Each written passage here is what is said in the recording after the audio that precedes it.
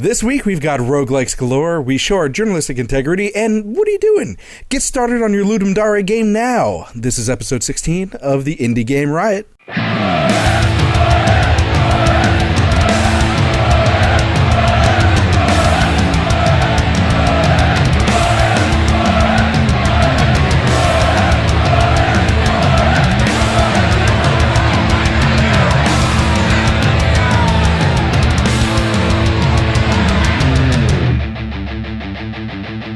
Indie Game Riot!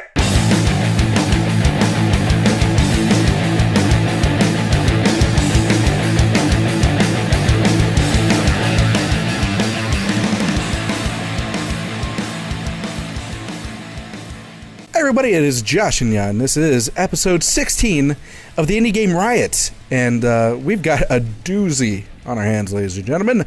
But we will do our best to do this with journalistic integrity.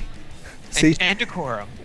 Whatever he said. You don't know what that means. No, I know what it means. I'm still upset about mispronouncing Ludum Dare this whole past however many months we've been doing this now. And I'm upset with you. It's like I might as well have been walking around with a booger on my face. and you're just like walking around after you get out of the bathroom with your dick hanging out. No one's mentioning it. Exactly. Like, what's everyone looking at? No wonder all the ladies are fainting. Well, anyway, what's been going on with you guys lately? Who wants to go? I'll go because I haven't gone first in a while, and right. I am first in the list. All right, Rev, go.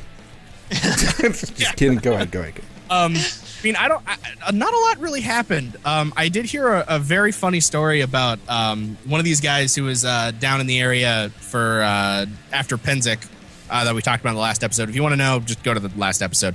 But him and a buddy were driving through Maryland and going up to Pennsylvania, which is where he's from.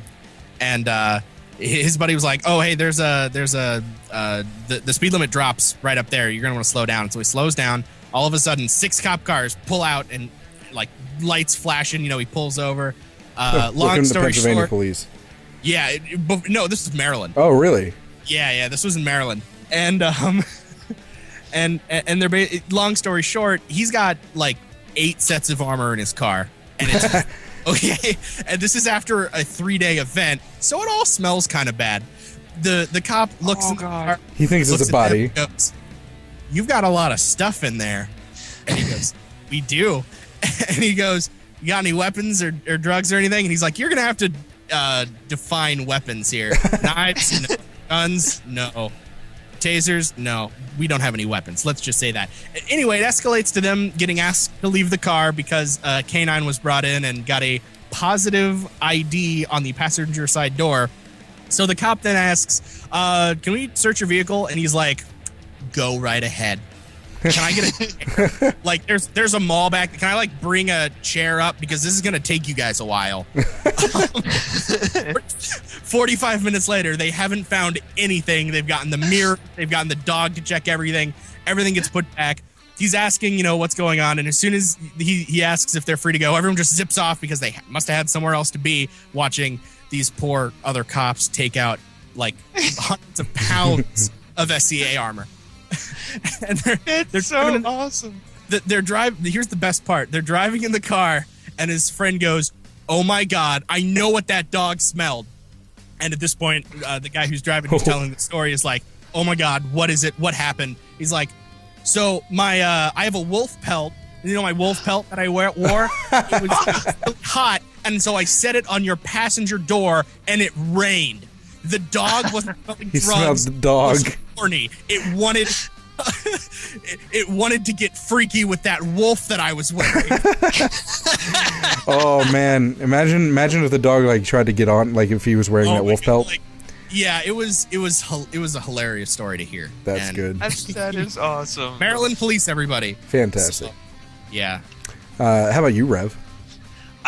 Not much has been going on. I've been doing some sword fighting. it's been hot as hell, and my air conditioner keeps freezing over, so I don't feel comfortable like playing games on my laptop right now. It's having a hard time with just web browsing. So I've been watching a bunch of movies and played a little bit of Minecraft and some BattleBlock theater. And, BattleBlock. Hey, you know what?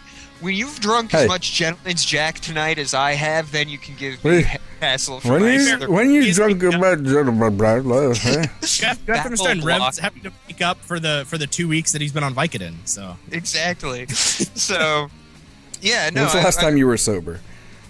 You need to have an intervention. Yeah. Friday.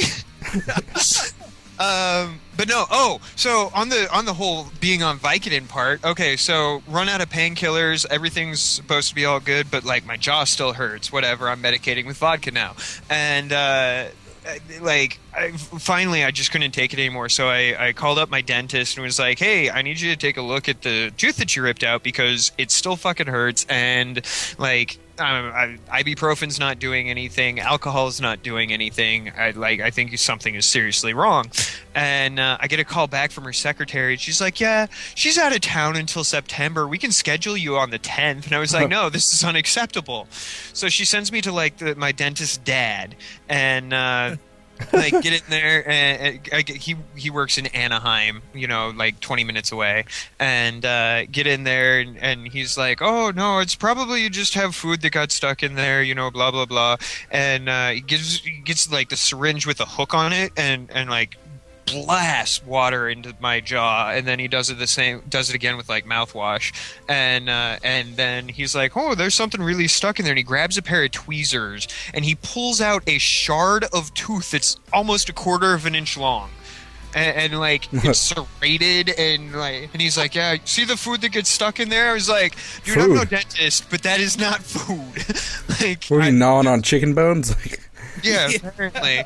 So he was like, "Yeah, you just be careful." And as he pulled that out, like, yeah, my mouth started bleeding again and whatnot. But whatever, it felt fantastic. Like, oh, exactly. I got home and had to take a shower. It's like the first time you can eat after having a stomach bug. Yeah, exactly. Oh man, when I got my wisdom teeth out, that was like, it was hard enough eating soup. I remember I was like. It was to the point where I was on the codeine, and it wasn't like constantly pounding pain, and I was really hungry. I was like, man, all I've been eating is like broth, and I was like, well, this sandwich is like super soft. It's got to be good. I just won't chew with that side. I took a bite. It was like, oh, like it was like this was a mistake. Well, Josh, what's been up with you for the last week? Yeah, well, I've been taking care of the baby. Well, not just me, but it's going good. He's still super chill, so which is nice. And but other than that, it is. You talking about hot? It is hot in this room. And so take off all your clothes. Wait, no, sorry, that's called music. Good thing we're not on Twitch. Yeah, exactly. So yeah, it's really hot in here, but good news has nothing to do with what I'm talking about, so I don't know even why I brought it up. But I've mentioned I have a job, but I never mentioned what it was because I'm going to be honest, it's embarrassing. It's not embarrassing. It's a crap job. Who gives a shit? You're taking care of your family. That alone is you could be sucking penis on a street. And that gives you respect because you're doing it for your family. I have so much dignity right now. To be fair, that'd probably make him more money. Yeah, really. Maybe not where he lives. Handling meat in the way that I'm not doing now would probably make me more money. Yes, handling meat is what I do at the moment, and I mean literally, not dick. But it's not a euphemism. The good news is that I've found a better paying job and something that's a lot more rewarding, and it's actually working with older people, and it's like an activities associate in a retirement home. Awesome. It's a really nice retirement home, so I'm hoping it's not guaranteed yet, but they are talking like they what they keep pushing me, down as far as like I've had 2 interviews already, and they're going to have me come in and shadow someone to make sure, because I'm going to be working in the dementia ward. So they want to make sure that I can handle it. Which, by the way, crazy stories. Which I've already heard a couple things from the person that was interviewed to me today. Or apparently, there's like someone who likes to skip down the hall every day. There's a guy that I was walking back with her to her office, and obviously the dementia ward is a secure area because they don't want them wandering out. Right.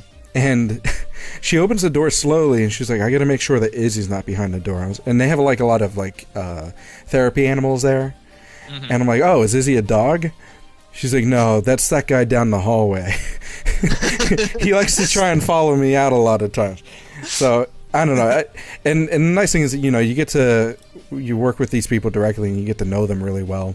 But they want to make sure that I can handle, because there's going to be, they have an extreme case of lack of filter.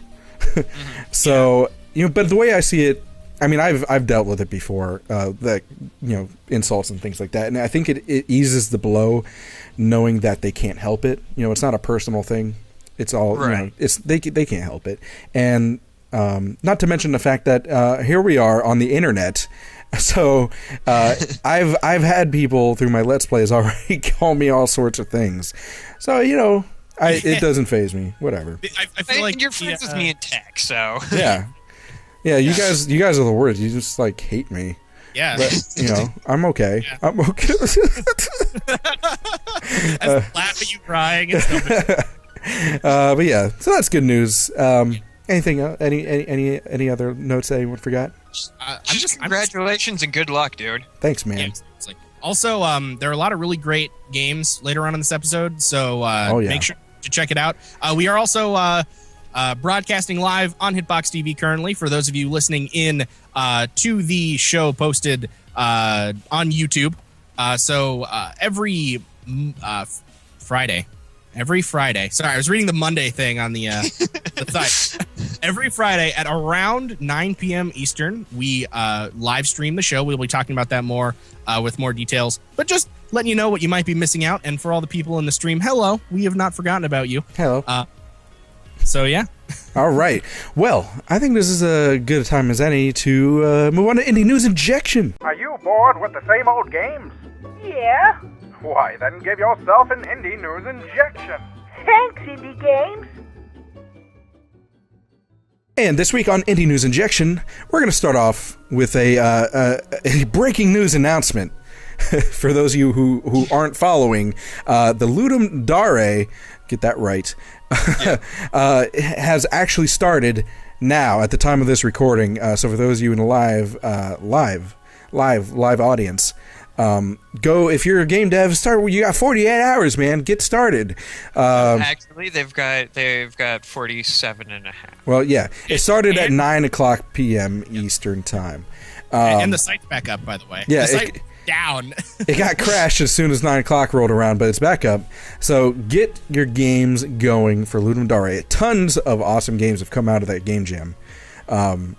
So we've talked about a bunch on the show.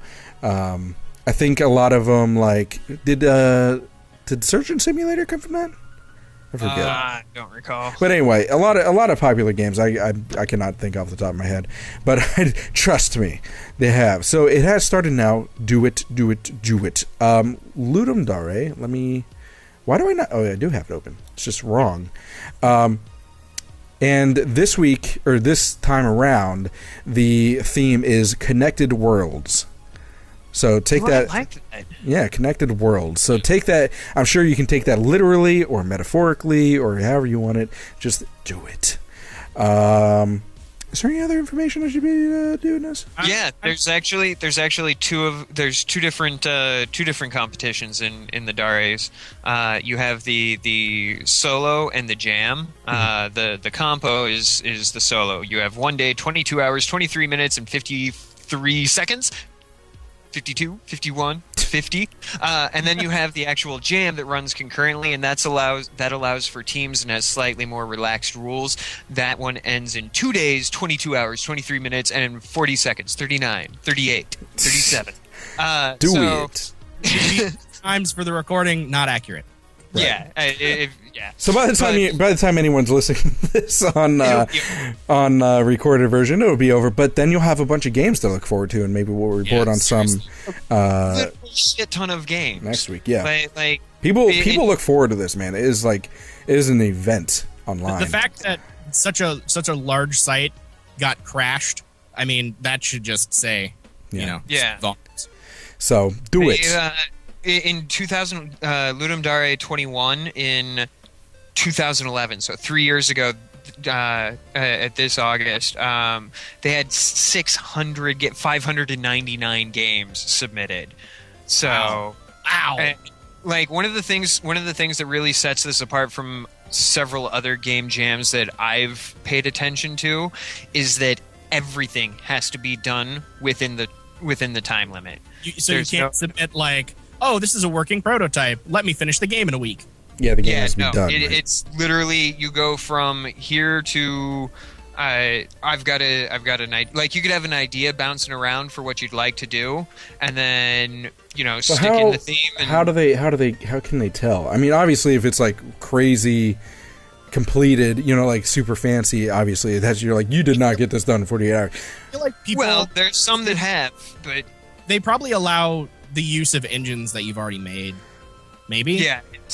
It's stuff like all code and content must be created within the 48 hours of the But like, how can you really tell? Well, you can kind of tell. There's ways you can look into that. It's not going. You have to submit all of your source code for it. And so any code for a game, as they say on the website, the code from a game written in 48 hours isn't very likely to contain anything super top secret, which is why you ask to include it. They do that also as a formality, just on the off chance that they have to disqualify somebody. Because, I mean, if you come in and you've got 600 million lines of code for your game and you're like, yeah, I did it all in 48 hours, I'm willing to give people benefit of the doubt, and even I would say bullshit. Yeah. Like 600 million lines of code is a lot of typing, and I'm a fast typer. I don't think I could do that with 3 hands. Hey man, infinite amount of monkeys and infinite amount of typewriters. What if you're like Bruce from Bruce Almighty, and you're just like, no. Oh. No. Okay. No. Well, we're basing this on reality here. The jam, though, the more relaxed version has slightly different rules. In addition to the fact that it should be completed within the time limit, they allow content creation, development tools, libraries, and middleware. They don't require the source code. Everything gets judged. There's no prizes. Your prize is the fact that you put out a game. Well, the prize is that you put out a game that could potentially get bought eventually, which a lot of the top games from the jams have done. Yeah, they're marketing it as, for those of you who don't know, they're basically marketing it as, for many people, it can be difficult to find time to create a game or a prototype, and we're here to be your excuse. Yep. I mean, yeah. What more can you really say? Use hashtag LD48 on Twitter. Yep. Well, now that that's done, I just wanted to get that because it started right now. We're moving on to Revs. Rev, you can do this. I got a thing to talk about. There is a fantastic young group of women, and you can check this out on thefineyoungcapitalist.com/voting. Sorry, my voice went all husky sexy there. How about you go through puberty first and then come talk to me? Yeah. Okay. Sure. Just because I don't have a beard, rub it in.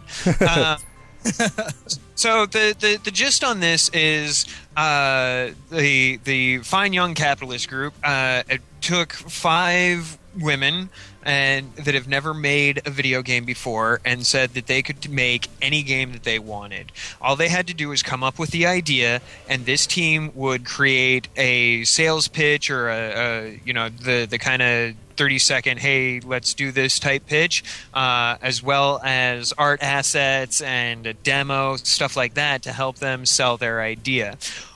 All of the proceeds for this, minus 8%, which goes to the woman who had the idea for the game, all the rest of the proceeds of said game goes to charity. All of the profits. Right. So the games are proceeds. Is it proceeds? Okay. Then I definitely read that wrong. And yes, they are getting 8% of royalties for that game. And also, what's really great, and this is another reason why we're talking about this. And Brev, I'm sorry if you were going to touch on this, but at any time, these ideas don't belong to the developers who are like specifically developing the game. They still belong to the people who actually thought up the game, and these 5 developers still own that project. So if at any time they want to be like, hey, I think I really have this pitch, I want to go public, I want to go make a Kickstarter for it, they can. So they're not locked into these people making their game. It's not like an American Idol where once you win, you're signed to a 5-year term deal agreement and all this. And a lot of times too, I think the Finding Capitalists, they'll actually, if they want to take it public and do Kickstarter or whatever, I think they actually help them set up and try and make it successful. Yeah. Oh, you know what? I recant. I was reading further. You're right. It is the profits. Profits, yeah. Probably, yeah. Well, they want to keep their site running and everything like that. But, but I mean, it's still a really big deal. But it's not going into random people's pockets. That's the important thing. It's going to charity. Right. Do the women get to choose which charity? Is that what it is? I think you do as the person buying. Okay. Is my understanding of it. Yeah. So why don't you tell us about some of the games? Yeah, I was gonna say you should pick your say like the 5 games and then pick one that you're most interested in. So the first one on the list is called My Eyes. It's Let the World See Through Your Eyes by Sarah D. It'll be on PC and tablet. It's a world-building tool to create interactive stories and gaming experiences in the 2Ds. Pre-generated characters and assets and all of that allows you to code up your own, basically your own personalities for said characters, and just kind of interact with them. I don't necessarily see that I don't necessarily say that this would be a game per se, as more of a collaborative. It sounds like something your wife would play. Definitely. Another big aspect of My Eyes is basing it around authentic experiences of people with autism and sort of seeing through their eyes, and that's sort of the direction that this particular person took for the concept of the game. Mm-hmm. So that's why, like, you look at the picture and it's like, oh, that school bus has a tongue and teeth, and that woman has an apple for a head. That's a little bit weird. but it does help kind of reinforce, how some autistic people on the spectrum, see the world differently and have problems communicating that difference to people. This would have been a really cool thing for that disability jam. Yeah. Good. I was just thinking that. There's another game out there called Furball Fury. It is interesting, also for PC and tablet, by Michelle B. And it is part racing game, part world builder, and part insanity, according to her description.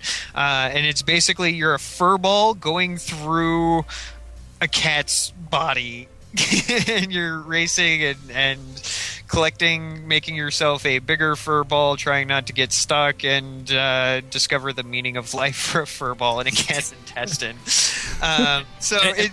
Yeah. Good. No, and it also will support level building, so you'll be able to make a level and hopefully, send that out and have other people play your levels. It kind of has it has kind of a world of goo aspect to it. Like as you collect other mini fur balls, they don't like join into you, so you're not going to get stuck in the cat's colon or anything. But you're going to have a trail of furball dots that are following along with you. Doesn't look like a bad idea. Seems fairly simplistic. I could probably get behind this for a little while at a bus station. I think a really cool thing is once you're like, if you are playing it on a tablet, and I think this is where this game will really shine is on a tablet, like especially with the level building, being able to like scale and rotate items without using a mouse, but actually using your fingers on the surface, I think would be fun, like more fun than I guess level building would be normally. So yeah, that's definitely something to look forward to as well. Oh, definite. Next up, we have LAX. No, Lux. I was going to say. I was like, what? Well, you look at the logo, and it an looks upside down like, A, yeah. Yeah, LAX is in the airport. No, it's Lux by Lucy L. It's a puzzle platformer in a pretty detailed world. You are playing as Alabaster, the curious, determined character who uses reflections, light, and refractions to run around the city and explore the underworld. Being able to use said gems, the refraction and reflection, to solve your puzzles, etc. So it looks like an interesting puzzle game. It will be on PC only as of this recording, at least, and she really wanted to get into game dev and tried to go for this game. Most of these games, by the way, are support modding. In this particular game, modders will be able to create their own custom levels, graphics, sound effects, and music. And some of these are like really open to the public, and even if they don't work on Linux, I don't really care, because it's just like we're trying to make this as amazing as possible for everybody. Yeah. And I think also with the modding, you'll probably get a working Linux mod somewhere. Oh yeah, and if it runs on PC, chances are you can get it to work on Linux as well. And this game reminds me so much of Knit Stories. Yeah, and I've talked about how I love that game, and I immediately saw this thing, and I'm just like, Knit Stories, yes, good, thumbs up. So, next one is Air Rocky. By Hannah V. It is going to be a mobile and tablet game. It's a party game that actually interacts between everybody else's mobile phones. It's kind of like a cross between air hockey and Pong. In order to get this to work, because what they're showing here is that you put your phones together, and the piece or the player pieces. The hockey pieces or whatever will move between all the phones when they're together.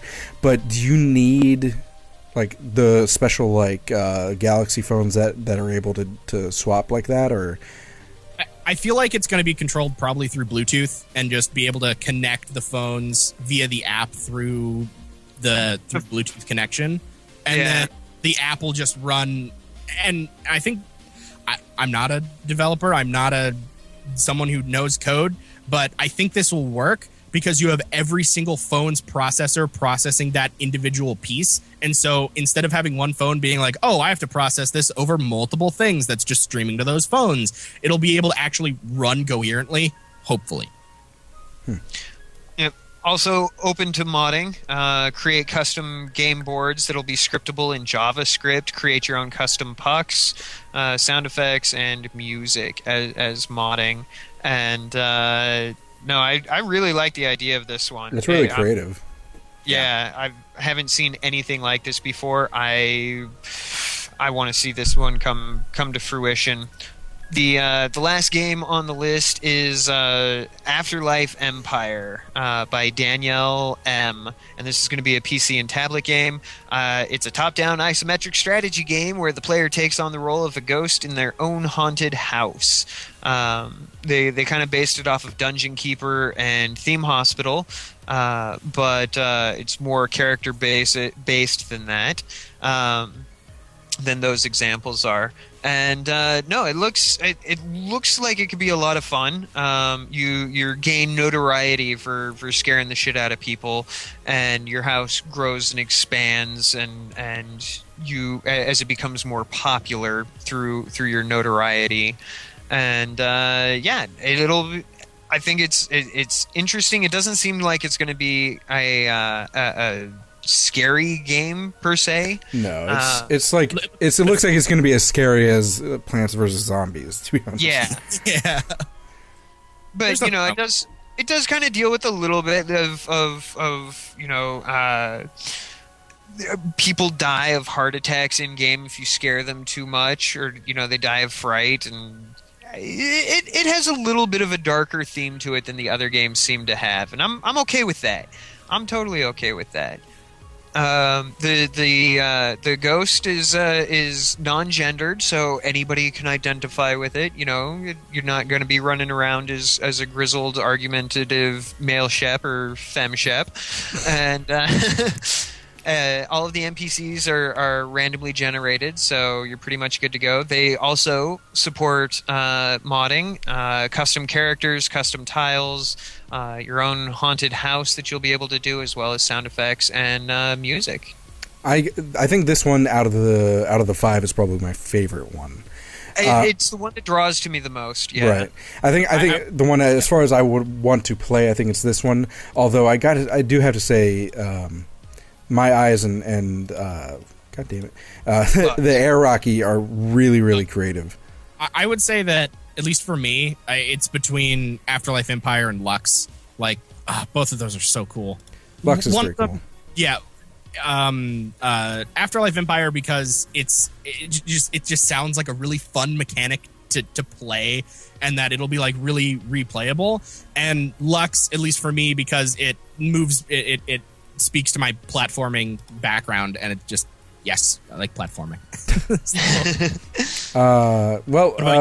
Yeah, what's yours? What do you mine, I would honestly say it's actually kind of a toss-up. I really, really like the idea of My Eyes, but I really, really, really like the technology behind Air Rocky. But it comes down to, it actually comes down to, for me, a toss-up between Afterlife and Lux.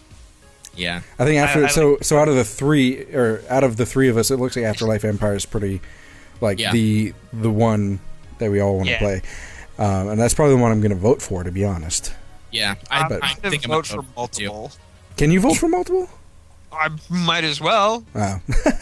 I've got multiple IPs and multiple computers and multiple browsers, and so make sure to everyone listening out there, go to the link in the description and vote for your favorite, because it supports not only a great cause, but a lot of great up and coming women in the gaming industry. Supports women in the gaming industry. It even has a little graphic at the bottom here. It says, women represent 45% of the video game playing public, but design 2% of the games. And by that, they mean the people, like women, as far as game directors or lead designers, which is pretty abhorrent, really. But, I think nowadays it's getting a lot more attention. So hopefully this will change for the better. Yeah. Now...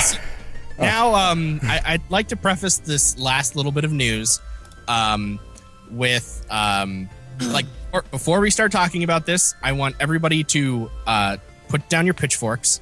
There's been a lot of talk and a lot of controversy going around the internet about journalistic integrity of Kotaku, Rock Paper Shotgun, and Polytron writers involved with game developers, and unfortunately both sides are very vehement in their side being right, and there's a lot of misinformation out there, and instead of trying to pick a side, alienate people, and really sort of not be as transparent and neutral on this as we should, we are going to basically be talking about what's going on and let everyone who is listening out there decide if they want to look into it further, or pick a side if you want. I'm not saying that either one is right or wrong.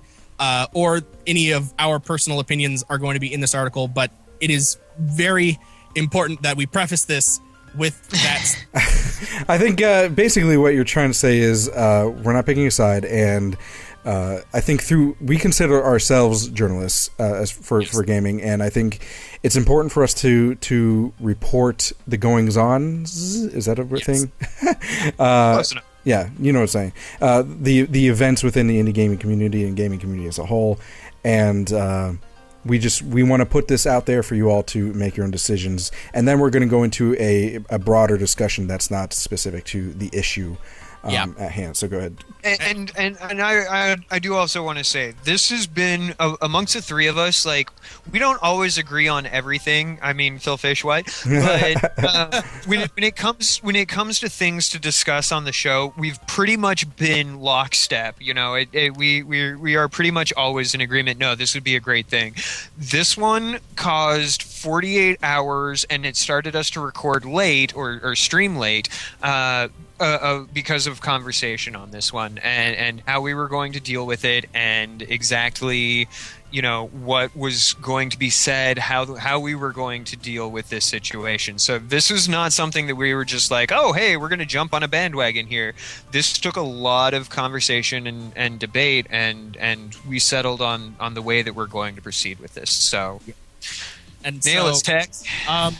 For those of you who don't know what we are talking about or have been living under an internet rock in terms of gaming news, this is the controversy surrounding Zoe Quinn and a bunch of writers for Kotaku, Rock Paper Shotgun, and Polytron, along with other websites where articles have been written, and their lack of clarity and transparency with the connections that they had between developers and journalists.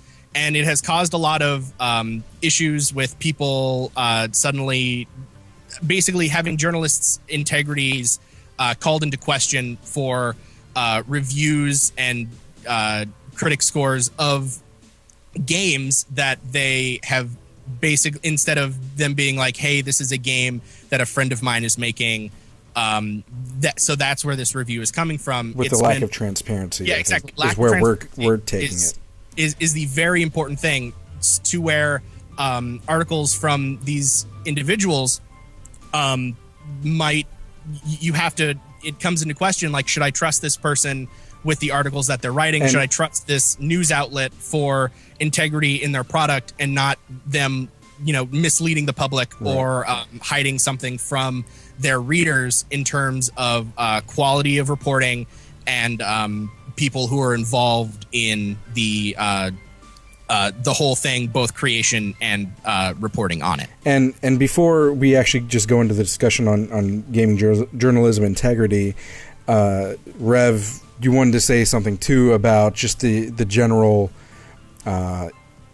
issues being brought about by this whole theory or conspiracy thing, as far as like the threats and all that sort of stuff going towards Zoe Quinn. Yes. So, well, and it's not just Zoe. So I've been called White Knight in my time more than once because I do believe that we're all humans, and regardless of whether you like somebody or whether or not you agree with their stance on things, there are certain things that are completely unfucking acceptable.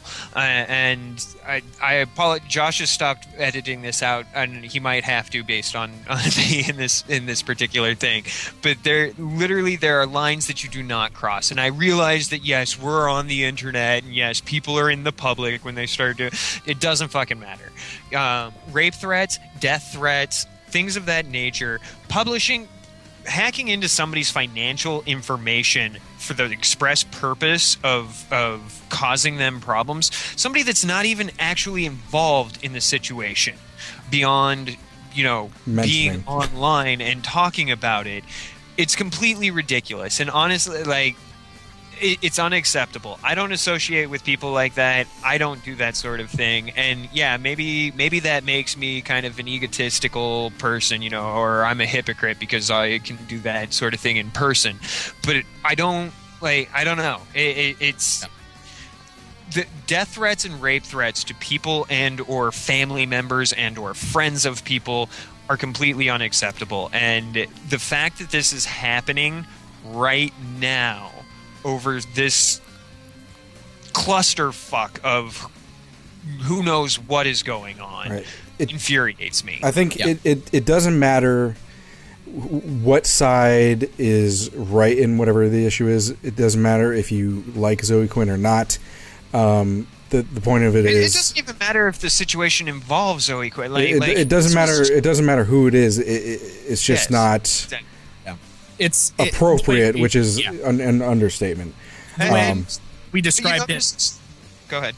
The way we described it, while we were talking about it, is one witch hunt going against a different witch hunt from a different side. Because it's like, as I said in the beginning, there's a lot of things going around that are either partial facts or completely misrepresented or blown out of proportion, or completely nobody else's fucking business. Well, right, exactly, and that is another really big thing that has come out of this. But there is a much larger issue that a lot of people, I don't think, are really focusing on, and that's what we're going to be covering, right now. And I just so that you guys don't think that we're sitting out on the fringe going, we're observing it from the outside and then we're talking about it. I am actively participating in the conversation online, and because of that, I have received multiple notifications that there are people that are trying to access my Twitter feed and my Facebook feed, and I got a call from my bank this morning telling me that somebody was I don't care if they have my bank info. I don't have anything in my bank. So what are they going to do with it? But, it's not even... And I'm not very vocal about what I'm doing online with that. I've made a couple of support messages. Hey, just kind of let it toe down. Don't focus on the negative. Try and get through this. There are people out here that support you, and this has been directed at multiple people, so I don't know who exactly I've pissed off. But it is. And the three of us have our own opinions. It's just that we, for one, have enough respect for each other to not, rip each other's opinions apart. And two is just, in general, it's not important to the situation. And I think this conversation mainly needs to focus on the just general gaming integrity or gaming journalism integrity, and tech you can and especially right now, none of us have any direct connections to anybody involved in any of the accusations that have been going around the web, just to get that out. We aren't we aren't on Kotaku, Rock Paper Shotgun, Polytron. We aren't friends with anybody or in direct connection with anybody who's involved with this. Obviously, beyond association. Yeah, beyond association, or beyond the fact that we are games journalists. But even going into history and even ours, just sort of putting it into perspective. On Indie Game Riot, and I hope that I speak for both of you with the words that I'm going to be using, we try to be not only as crystal clear on what we are talking about in terms of who we know and what we're supporting, because no one's sending us money. At least as of the recording of this video, nobody has sent us money being like, here's money, here's a game, talk good about that game. And I will give you, because whether it's my Let's Plays or whether it's this show, I will tell you right now my policy on this, because when it comes down to it, it's the end all say all stops with me as far as what we are promoting. As I mean financially, being backed financially, which we're not with anything, at least not yet. But if it's a game that if someone were to send us a free game or pay us especially to talk about their game, my policy is to go and just gaming journalism in general. This should be, I think, a policy for everyone. A standard. To say, hey, if you're going to talk about it, say, hey, I was paid by this person. It's transparency is also in America that's also the law, right? And yeah, it's the FCC. FCC regulates that. So you have to say, hey, I'm being sponsored by this person.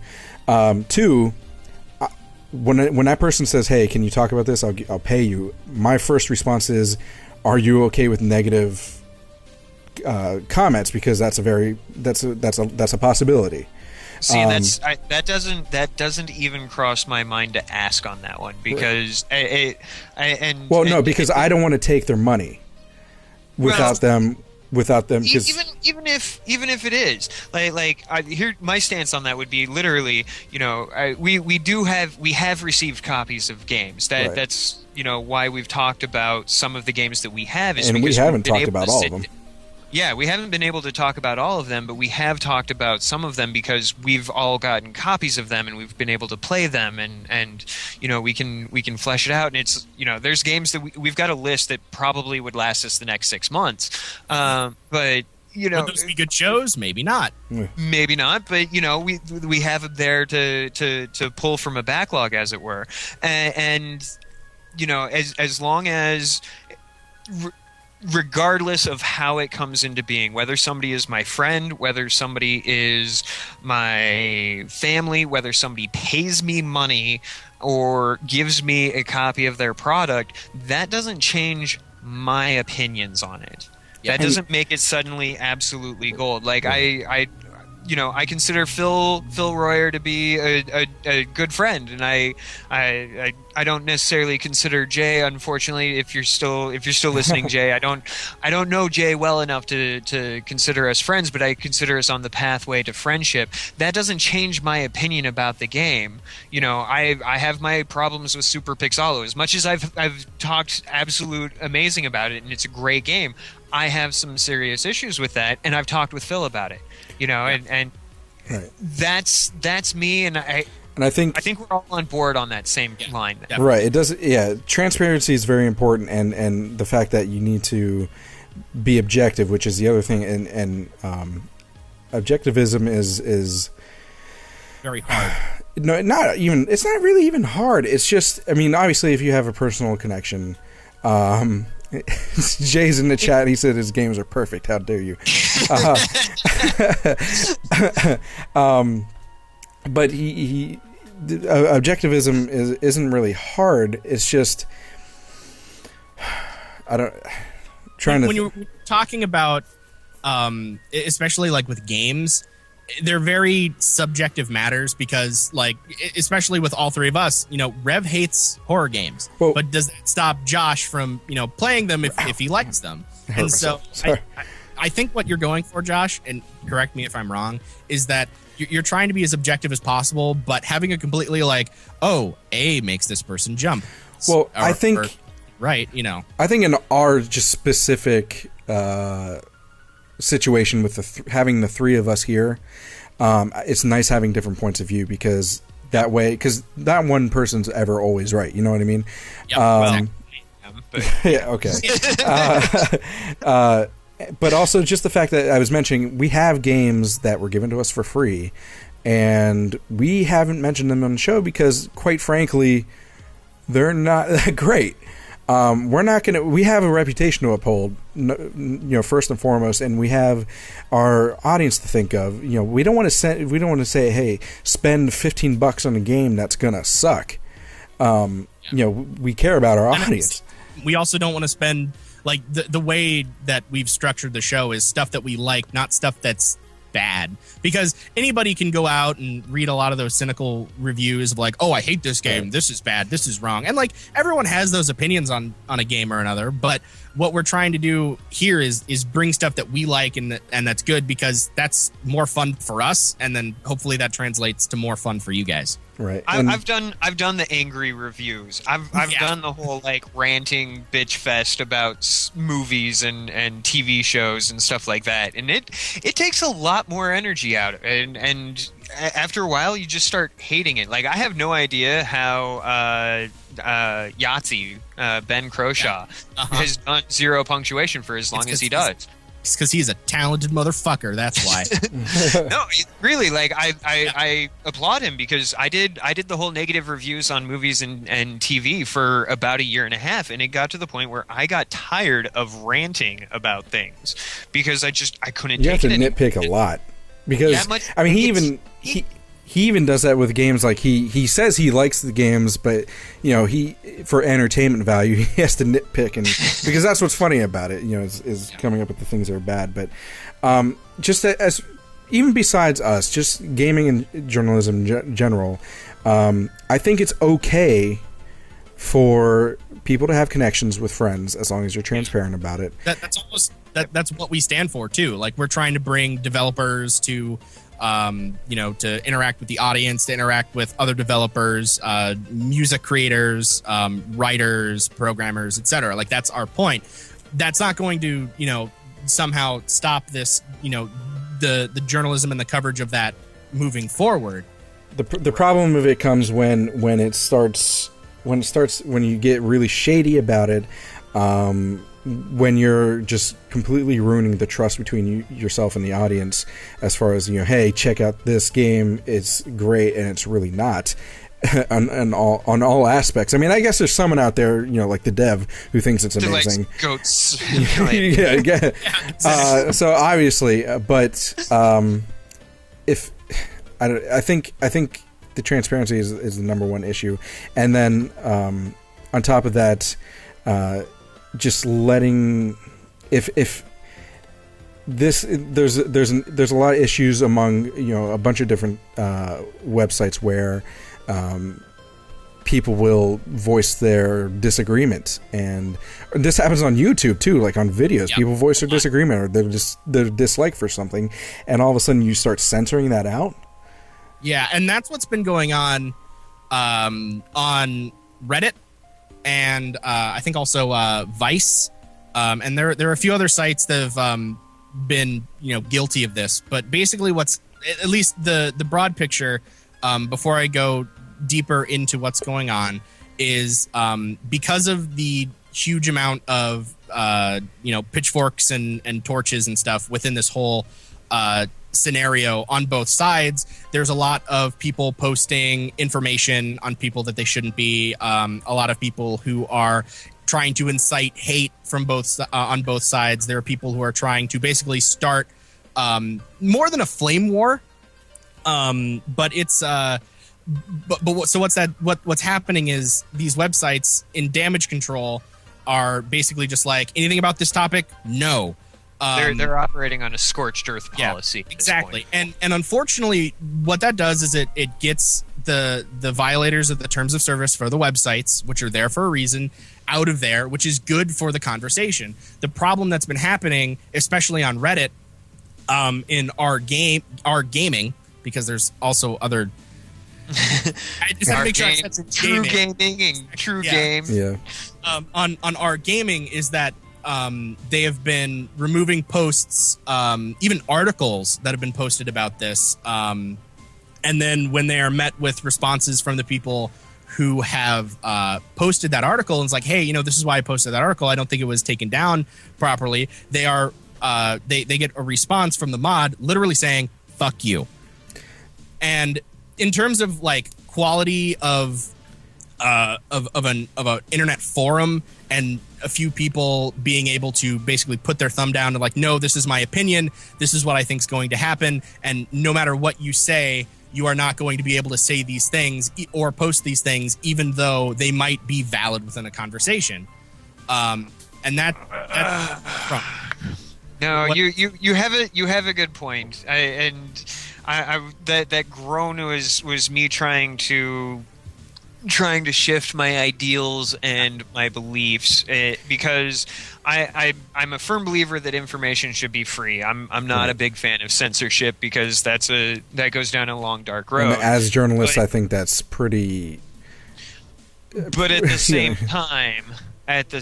time, I'm also for limited like there are times when censorship is valid. Like I'm totally, there are legitimately times if I wasn't open about my penis size, and somebody came onto the Indie Game Riot subreddit and was like, oh hey, like I would have absolutely no qualms whatsoever jumping in, chopping that post apart, and taking it down. And that's and that's for something of my personal. I have no problem. I moderate several subreddits. I've moderated forums. There's a difference when censorship is useful. There's a difference between factual information that is relevant and then just disrespect for people. Yeah, and I feel and. Well, I think my penis size is relevant to people. But well, it's also disrespectful to yourself. You shouldn't hate yourself like that. Oh, okay. Average according to Wikipedia.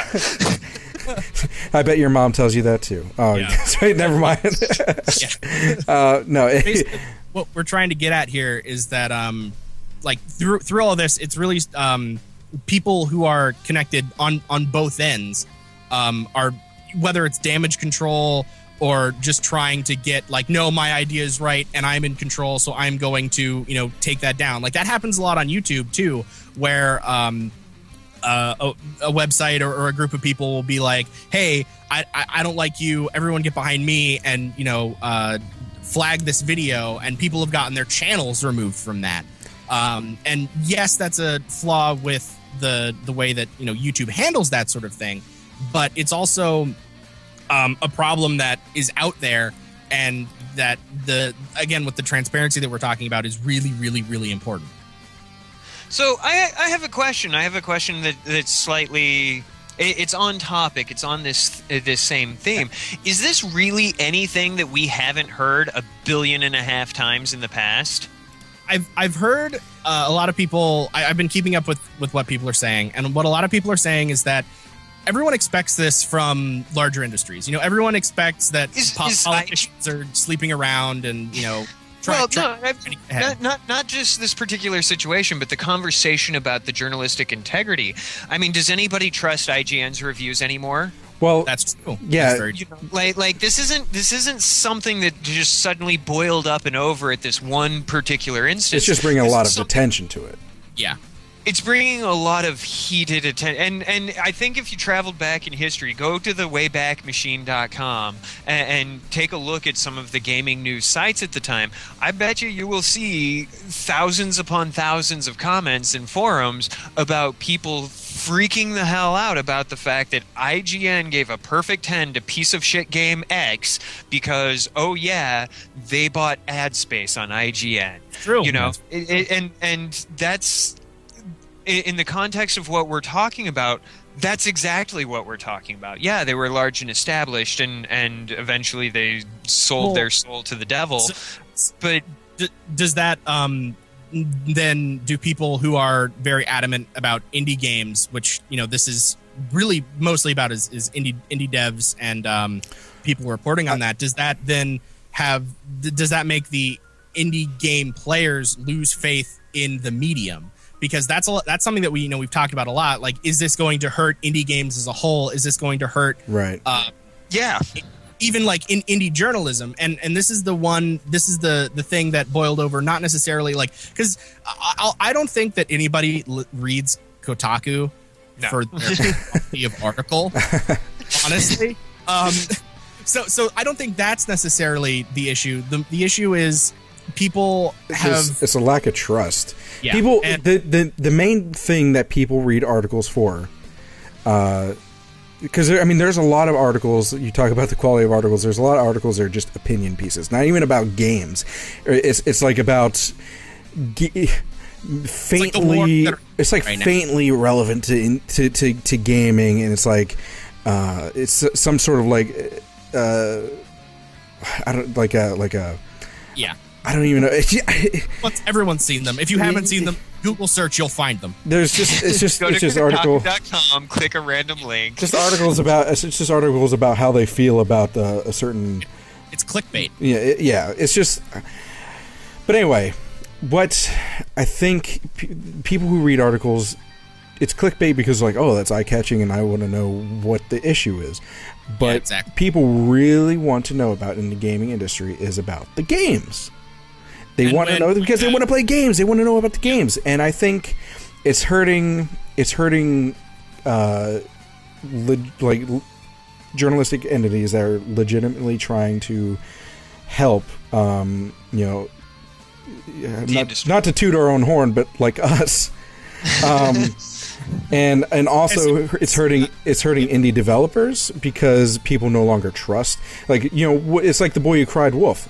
Okay, well, you just keep giving us games that are crap because they're paying for ad space. Well, then the one time they actually talk about a game that's good, you know what I mean? Takes it seriously. Yeah, and then it hurts the indie devs, and it hurts the indie gamers in general because then they're losing out on a great game. And that's Well, one thing. Go ahead, Tech. Go ahead. Okay, I will. Money is evil. That's what we're taking away from this. Like another thing with and we've talked about this before, is that the reason why indie games sell a lot of times is because people are putting their trust with their money into that developer. Because like with the big games, like they're going to sell. Like what Michael Bay said about the most recent movie that he produced is, yeah, it sucks, but you're still going to buy a ticket and watch it.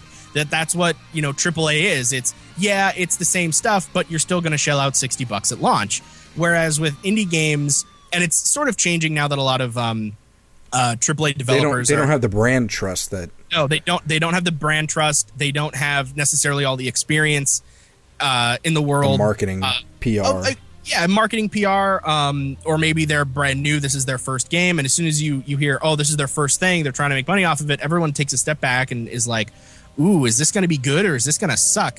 And that's hurting that. That's hurting everybody who's trying to make a game, and then all of a sudden a good review comes out, and everyone should have a level of skepticism when talking about games. Obviously, a game that we talk about and we push really hard, you might hate it. You might hate puzzle games, like Rev hates horror games. But at the same time, you when you don't trust a medium or you don't trust the people talking about it, especially the largest entities on the internet talking about it. If you have a taste for a specific game too, I think the audience is generally smart enough to be like, well, just because I don't like, in Rev's case, just because I don't like horror games, that makes it a crappy game. It's just that I don't like horror games. You know what I mean? Yeah. It's not losing trust there. They're just like, okay, well, this week, not really my thing, so I'll come back next week when they have something different. Right. But if they keep pushing games that they are either not transparent about their relationship with the dev, exactly, then you have to wonder. And unfortunately, this should only involve the people who are involved, but it doesn't. News spreads all of a sudden, like you hear, oh, someone said this on Fox News. Everyone hates Fox News. Well, I mean, and that happens a lot. And I'm not going to say that I like watching Fox News. That's my personal opinion. But that doesn't mean to say that I turn on the 10 o'clock news and I'm not going to get a rundown of the local, like what's going on down the street. Mm-hmm.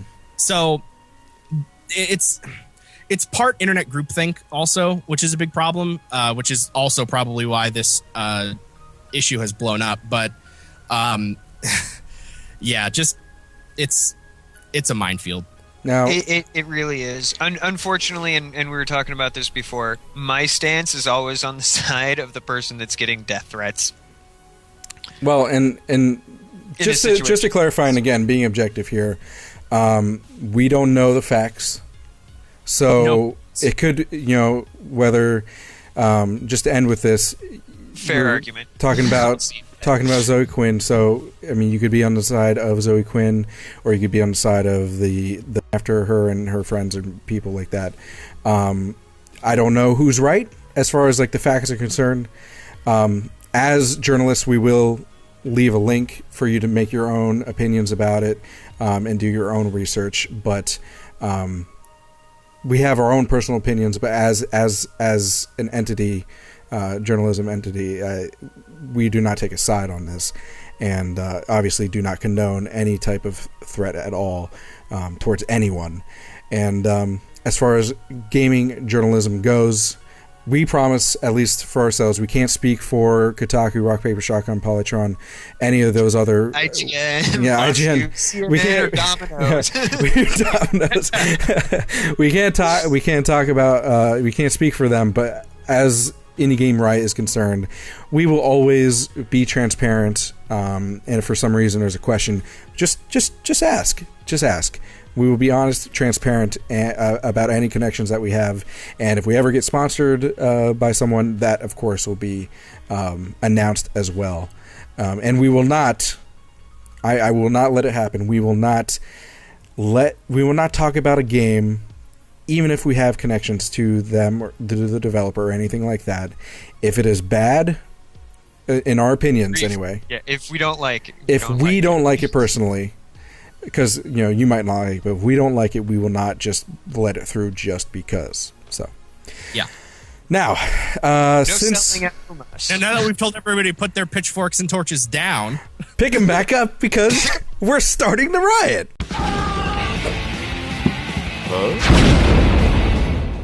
All right, everybody, this week on Starting the Riot, we have a game called The Road Not Taken. Or actually, it's just Road Not Taken. This is a somewhat turn-based rogue-like puzzle game where you control this wanderer who's cloaked, and so you don't really see their identity, but that slowly gets explained throughout the multiple cutscenes. You have come into a town that has really bad winters, and children have gone missing, and it is your job, or it is your doing, to go out into the world, into these procedurally generated levels, similar to Binding of Isaac, where you go around, solve puzzles by interacting with the items within the specific board that you are on to reunite these children with their parents. And you have energy that is used when you... And the only way I should say before I mention the energy... the only way that you can interact with these things is by picking them up, throwing them, or carrying them. Now, throwing them doesn't require any energy, but if you want to move any of these items, every space ticks you down some energy. So the object of the game is to, A, not run out of energy. Because you die. Yeah, because you die. You're out in the frigid cold. And when you die, everything resets. There are 14 years in this game, with each... individual year being a certain amount of children that you have to save. Oh, did we lose tech? Uh-oh. Well, anyway, who... Okay, so, no, the art style, you're playing, like Tech was saying, you're playing a little wizard dude, and he's a cute little wizard dude. Each screen is its own condensed, or its own contained level. You've got various puzzles to go through, picking things up and matching them with the others in order to move on to the next screen. Picking things up costs energy. It costs 1 energy. Throwing it costs none, and then moving a single square costs you another energy, as Tech said. So your best bet is picking things up and throwing it, and it doesn't do damage to people, but whatever. The art style is very cute. It's almost it's weird because it's like counterintuitive to, like, there's a little bit of a macabre nature to this with kids getting taken. There's like a little bit of a moodiness as far as like the mysteriousness of the stranger and the fact that it's winter and everyone's like, what's going to happen to us? So it's kind of a counter to that. It's interesting. Yeah, and in addition to that, there's like the contrast is. The art style is so damn adorable. It's almost chibi if you're familiar with that. Mm-hmm. Like that's almost what it boils down to, and it looks like a lot of fun. It's kind of like a strategic chess game. You've got the monsters that you have to try and block in or get rid of while you're trying to rescue all of these kids, and I guess it's technically you're a ranger, but I just got a text message from Tech saying, "Damn, my internet." So we'll continue until it gets in. Well, go ahead. So you're talking about ranger. Yeah, you're technically a ranger, not a wizard, but you're a wizard, Harry. And no, the color scheme is muted. I can tell that much at least. I think it's got a purplish blue general theme to it, but it's also kind of purple, blue, muted, brown, and white. Yeah, it's not really the fun, fanciful colorations. It's more of this is kind of moody and dark. They are actively updating it. It's available on multiple platforms. It's anything on Steam, so Windows, Linux, and Mac. And they're also they have a Linux version. Yes. Well, Steam can run on Linux, so yeah, but why not? Well, it says via Steam, but it's the game only runs, like as far as the install goes, only runs on PC and Mac, not Linux. Well, here's the thing. Mac is Linux if Linux was retarded, and anything that Windows can do, you could do on Linux. It just might take more work and time. Okay, well, for those of you who don't know how to do that, PC and Mac. But Windows and Mac, PS4 on PSN too, and PSN. Yeah. And then you can also buy it directly on their website for $15. And by the way, I don't think we mentioned the developer's name, Spry Fox. It's such a cool name, Spry Fox. There you go. They have done other games, is my understanding, and my browser is taking forever to load their page, but. Making happiness is their tagline, and this game looks like a lot of fun. It really does. It doesn't seem to be one of those games that Well, a lot of their games aren't as deep as this game is. They're very casual games. They're older games. There's Triple Town, Steam Birds, Panda Poet, and High Grounds. I've never heard of any of these, but they seem like much more casual games as opposed to Road Not Taken, which seems pretty challenging and tactical. Yeah. Yes. Oh, there's Tech. Hey, Tech. Welcome back. I'm back. Yes.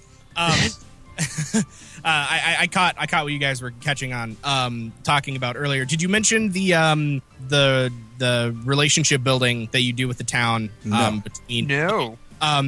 Going back to the mechanics that I was interrupted by my internet failing. One of the cool things that you do have is throughout all the levels that you play, you pick up items. You pick up berries. You can find bunnies and coin, or they call it copper. And then you can talk to people around the town between levels that you've completed and build relationships with those people. They will give you items possibly, and you really learn about this society that you have sort of come in from, because apparently you are a refugee, and again that story gets expounded upon later on in the game, and you have to beat a lot of levels without screwing up. I think the relationship building is probably, I mean, I like tactical games, I was always into Final Fantasy Tactics and Fire Emblem, but I think the relationship building with the town just brings a whole new depth to it, and I maybe my favorite part of the game. And not only that, but it's literally a way in the game to where it is rewarding you for finding things in the game that you didn't have to. Because you don't need berries. You don't need to find copper. You don't ever have to buy anything. You have all the mechanics that you have where you pick stuff up, you throw stuff, and you have a certain amount of energy. But by unlocking berries and catching bunnies, catching bunnies is relatively hard, mind you, you can then give those things to the townspeople and get rewarded not only with story and learning about these individual people, but also with items that they'll give you. And it's not like now you have to buy, now there's a store, now you have to buy something. No, you actually have to talk to people, get more of the story. And it's a really creative way of moving from it's a roguelike, so after you die, you have a certain amount of money, kind of like with Rogue Legacy, or a game that we were talking about later in the show. And it brings you in, it pulls you in a lot more, and it's so much fun. Absolutely. Any last pieces of information for Road Not Taken? If it wasn't already said, sorry, go ahead. No, I was just going to say I want it. Well, I want it too. We went over all we went over the dev and what it's available for and how much and all that sort of stuff. So great, awesome. All right. Well, it's good. Puzzle games with the story. Oh, and the animation is beautiful, by the way. You know how hot it is in here? Yeah. Yeah? Well, if I took off all my clothes, it'd be a peep show. That's still copyrighted music!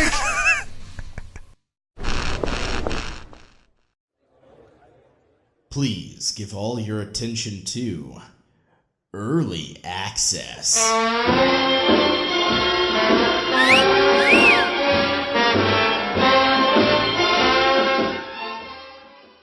And this week on Peep Show, we have a pun. That's right, Invisible Ink. It's actually Invisible, like Incorporated, but Invisible Ink.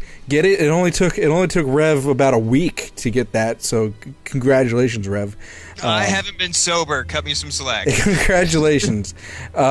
Invisible Ink is a hardcore game with procedurally generated worlds that you use stealth to make your way through. It is. It's not. What do you consider? It's not really. Is it top down? Do you consider it top down? It's not really top down. No, it's nice.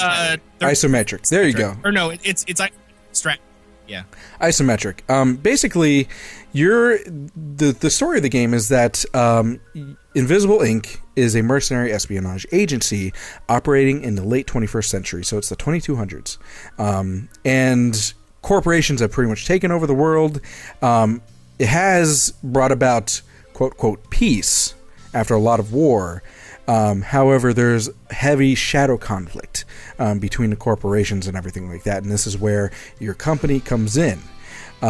You're basically doing these jobs for profit, and it reminds me a lot of Transistor in the fact that it's like turn-based, where you have to kind of like plan out what you're going to do ahead of time, because every turn, obviously your enemies are going to be moving too, and you as you're going, all the levels are procedurally generated. You're also going to upgrade your outfits, your equipment, and everything like that to make it easier for you to get through the levels. Of course, there is a difficulty curve, and the game is difficult. That's why they call it a hardcore game, because it is a difficult game in the first place. This is not XCOM that's going to hold your hand for the first 6 months of the game. This thing is going to shoot you in the face when you wake up. Right. They have 2 different game modes, Endless and Campaign. And your job, actually, you as the player are actually a character in the game. You are the operator. You're the one that's kind of like the eyes for your agents, telling them what to do, hence the tactical part of it. And also, there is permadeath in this, where if your agent dies, your agent is dead for good. Really? That's how that works? Yeah, for good. The games tend to not really follow that. They die. Well, here you get them back. There you go. No, these people die, and they are done for the rest of your life, ever. All that. So, and you can replace them, but they're not going to be the same. It is. You guys heard it here on Indie Game Riot. When you die, you are dead. Yeah, shocking revelations on IGR. The developer is Clay. I think it's Clay Entertainment, KLEI, and is currently selling for $16, $15.99 on Steam. That is a 20% off sale, so it's normally $19.99. So, but I will say it is in early access. But I will say for an early access game. Holy crap. Yeah. Holy crap. $20. Take my money, please. Yeah. Take my money. Do you guys have any questions about this? You should also probably... I'll go into also how the game slowly gets harder the slower you go. Basically, every turn you take, which is you use all your action points for each individual character that you're controlling within this map. After so many turns, the... alert level of the area that you're in goes up by 1. So more cameras get activated, more guards are in the area. So you have to not only work against time, where you're fighting against, okay, how can I do this in the fewest amount of moves possible? But also the fact that no matter what, everything is going to get harder, and it's going to get harder a lot faster. And if you screw up something, like say, try to hack a terminal that fails, all of a sudden your the level of alert might go up. So you're basically having to fight between I really want to do this really cool thing and get this bonus, but I don't know if I'll be able to get out of the level once I do what I have to do. So that's another, it's very hardcore. Also, bullets, really expensive. I think it's something like $400 per bullet, I think it is. So you got to find your way around enemies or find other means of neutralizing. And they have a relatively comprehensive cover mechanic where if you move one of your agents to a certain place, it'll show you where you'll have cover and from what directions. So if you're hiding behind something, it'll show that, oh, you have cover behind this wall, obviously, but you also are behind a desk, and your agent will like crouch behind that desk. And if somebody walks by that desk and not making line of sight where you're exposed, you're fine. There are also mechanics to where you can set a character to, if somebody walks by them, to incapacitate them or kill them or attack them with any implement that you might have in that individual's arsenal. So let's say you're hiding behind a corner and you know that a guard's going to come by. You can set that character to where, okay, I have a stun gun. That person has a heart monitor. So if they die, the alert level automatically goes up by 1 level. I don't want to kill them, but I want to incapacitate them because I need to get to that door that they're walking by. So they walk by, you tase them, they go to the ground for a little bit. Their heart doesn't stop, so they don't die. The alert level doesn't go up. But it's that other level of stress of trying to figure out when the enemies are going to be moving. Because a little bit unlike Transistor, where everything pauses and then everything moves at the same time, again, you are moving your people and then everyone else against you is moving. There are also sound cues that are visually represented in the game space, because obviously this isn't a first-person shooter or a first-person game in general, so something happening on the left side of your headphones isn't going to be like, oh, that's to the left. Right. Lights and different ideas of where the rooms might be will be triggered. You'll see where you can assume somebody is moving, so you can hear somebody walking around another room. You can peek through doors. You can disable equipment, and there's a lot to it, and it's seems really deep. Yeah, it is it's very much deeper involved than say XCOM, which is when I was watching the videos for this, because I haven't been able to play it, but when I was watching the videos for this, I was really starting to get an XCOM vibe out of it, and it's similar, but it's such a surface level similarity, it's almost not even worth mentioning. And again, you talk about how deep it is. Again, early access. Yeah. Early access, not done. What we're talking about is already in the game. Like, you already basically have a game that has hours of enjoyment already out there. Like, they know what are they going to learn? What are they going to add? Like, I don't know. They've been developing this game for 2 years, and they're looking at having it completed by early 2015. But who knows what happens? Give me money. That's what. Yep. So this is no kidding. Not sponsored. We don't know anybody here. This is this game looks absolutely fantastic. I can see myself sinking hundreds of hours into it in a way that I couldn't see myself sinking hundreds of hours into their previous game, Don't Starve. So, yeah, I should have mentioned that. Don't Starve. Which is a pretty big game. Yeah. I had literally no interest in Don't Starve. Yeah, this game, I didn't have much of interest in that either. I have lots of interest in it. Like, my pants are adjusting interest. As Rev takes care of that issue, I think we got a little bit of free fun to hold you over. On our last segment this evening, we have a free fun game called RogueLight, and I was informed during our break that it's actually a punny title, because RogueLight, That also took you about a week to figure. Shut up. Yeah, it did. So again, whiskey drunk. So this game is available on Game Jolt. It was done by Daniel Linson or Danielle. Linson. So, anyways, if it was male, it's Daniel. Female, Danielle. I think it's Daniel. Spelling can be the same, know. Unfortunately, I said that, didn't I? Unfortunately, that's not the way it meant. It was done in Game Maker Studio. It is a platformer. I had a little bit of time. I've watched some videos on this one. I've watched a couple of people streaming it, and I gotta say, whatever their color choices are, I have no problems seeing this game whatsoever. So I'm assuming that it's mostly a grayscale. It's a lot of greens. It's green and blue, but they're like with gray infused into the color. It's very muted. Very desaturated. Yeah. So like old Game Boy. Yeah. Similar to that. Yeah, it's a little bit more color than I think old Game Boy, but it's very limited color palette. Yeah. Okay, so it seems pretty risky. It seems to be a fairly straightforward game. You press X to shoot an arrow, and your arrow glows, so you can you can see what's going on. Light is a big, if you didn't catch it from the title, is a big mechanic on this one. You can get a little fairy thing that follows you around that lights your way, and if you hold your arrow knocked, your arrow then glows. And you can collect coins, and that's pretty much the whole thing for the mechanic wise. You can jump and climb on stuff. You can get upgrades. But one of the interesting mechanics that I found in this is you can't spend your coins until you die. Ooh. And you don't get those coins. You don't get coins. Well, that that's kind of spend. that's kind of like what Rogue Legacy does too.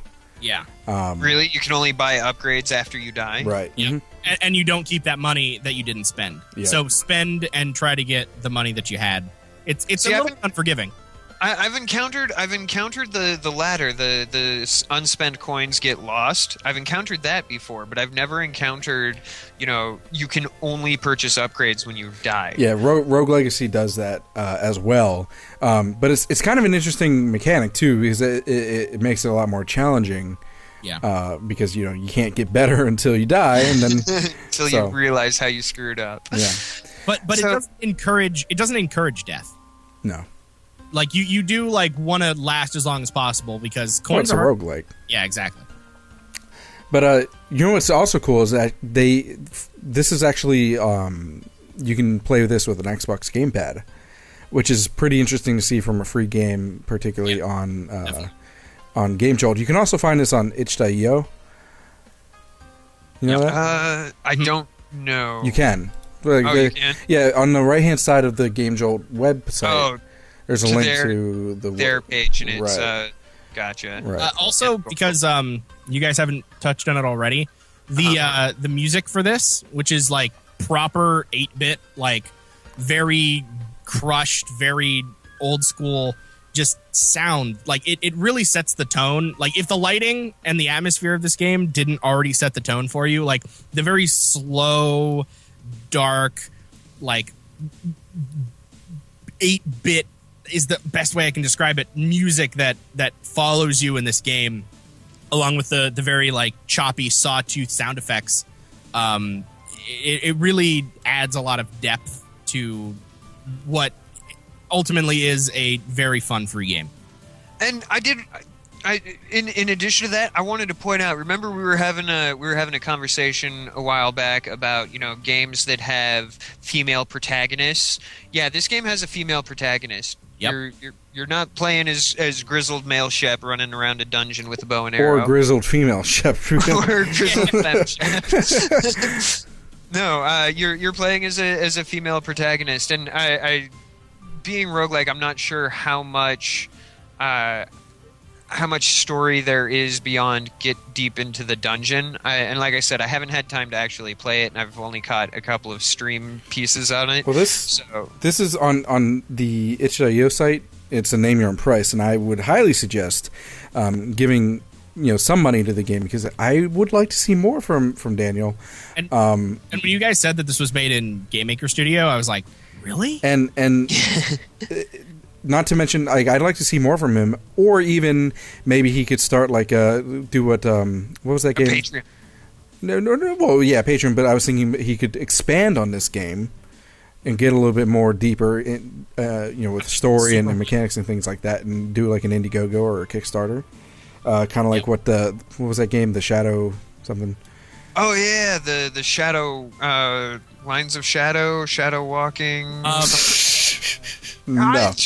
Anyway, Path of Shadows. Path of Shadows. That's what it is. Yeah. I will get there eventually. Shut but up. Yeah, do something like that, because I'd like to see more from this.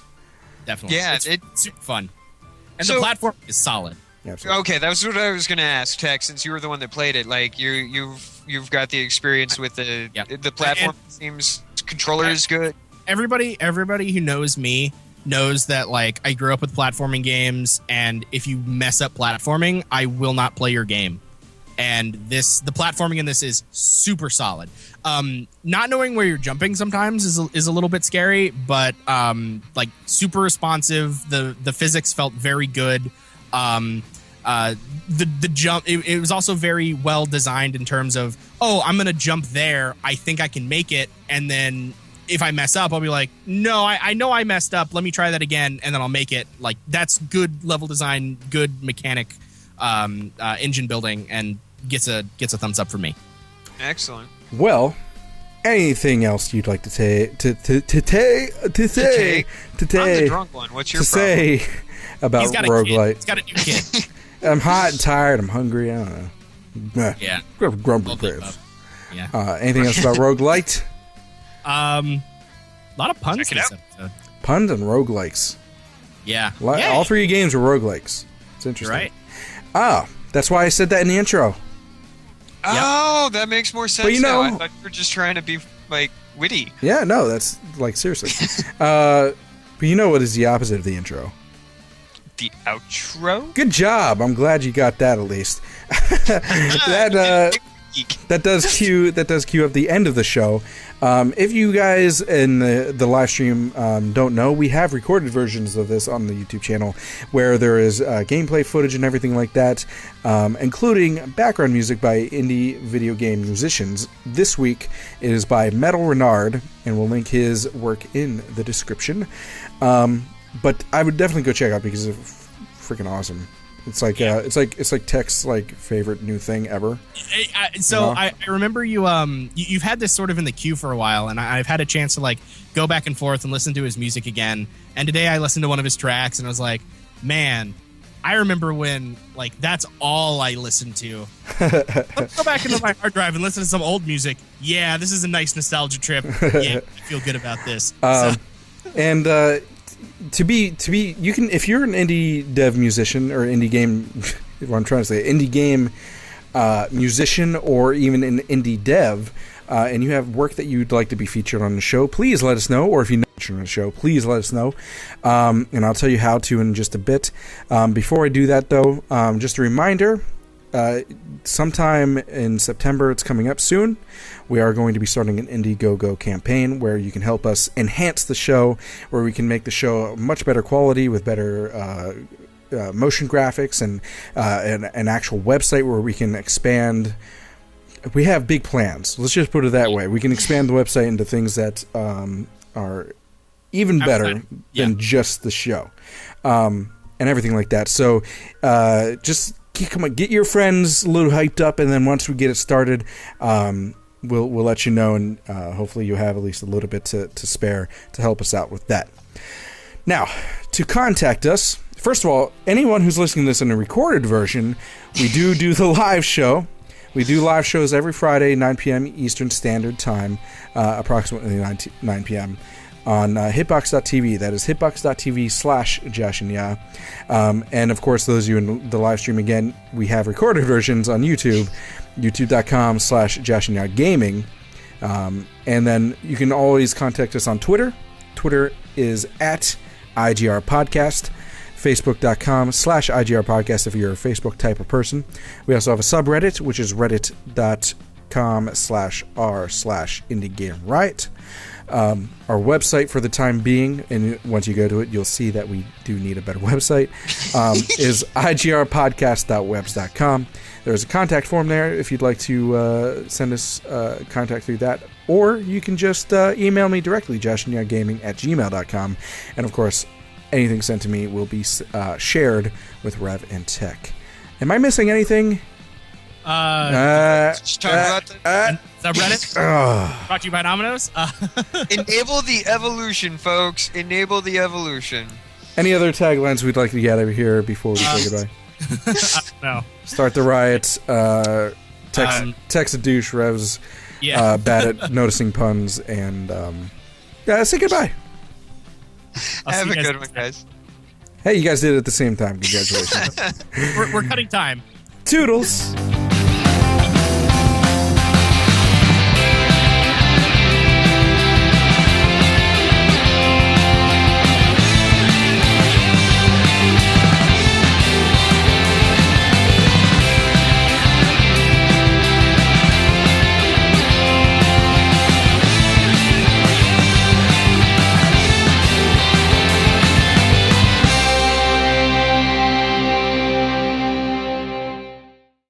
you do free fun right there?